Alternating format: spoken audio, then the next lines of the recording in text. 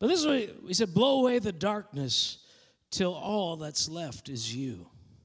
Blow away the darkness till that's all that's left is you. And this is the principle here. The enemy can't see light. You know how at night you go out and you're camping and there's no lights, there's no street lights, and if it's overcast at all, you can't even see within an inch in front of you unless there's some source of light, right? You just can't see in the dark. We don't have the ability naturally to see fully or clearly in the dark. We need light.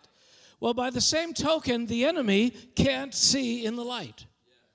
Now, I'm not talking about natural light, I'm talking about spiritual light. Right? The enemy can't see in the light, but he has mastery over everything that is dark. He has an ability to detect, an ability to tap into, an ability to manipulate what is darkness inside of us. I was just talking to somebody this morning about this issue. I said, you know, when it comes to human relationships, when you have manipulators in your life, yeah, it's bad. You know, there are people that are manipulative and guilting you and, you know, causing fear and, you know, turning you every which way but loose, right? You know, they do that only because they can.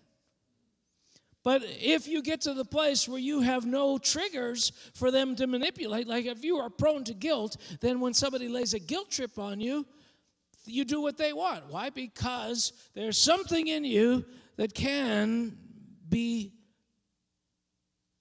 wielded. But if you don't care about their guilt, if you're not prone to feeling guilty, guilt doesn't work. I remember when my son Matthew, he had this grade 1 teacher, wonderful lady, absolutely wonderful lady. But something in her life reflected the fact that she was prone to guilt. She did a lot of things out of guilt. I mean, she was very, very nice, sweetest grade 1 teacher you ever want. And, you know, but anyway, Matthew, he was the worst behaved kid in the school. And we get reports all the time, and, you know, she said, I don't know what to do with him. And what was funny is the next year he went to another class with a male teacher who didn't do guilt, and all of a sudden he's a perfect student. And one of the kids, the parents, one of the other kids said, yeah, we wouldn't have even known Matt was a bad kid unless we'd heard about last year. He's just so good. And why is that? Well, we don't do guilt in our family, right? And the teacher in grade 1, everything she did, all her motivating things were based on guilt. Oh, Matt, I'm so disappointed. Okay.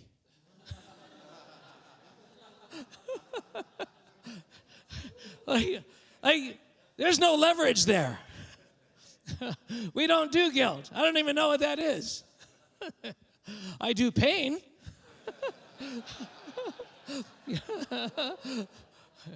We do. You can't go outside. You can't play with your toys, you know. But we don't do guilt in our family.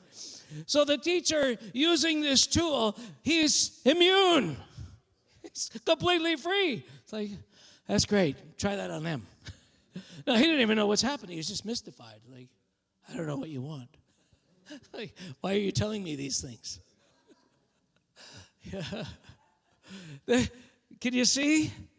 Now think about your life for a second. Think about what intimidates you? What brings you into line? What causes you to be, right? Those are the things that the enemy can get at. People can get at them, and the enemy can get at them. They're not light, they're darkness. And so our prayer is, oh God, shine your light. Fill me, change me, until all that's left is you.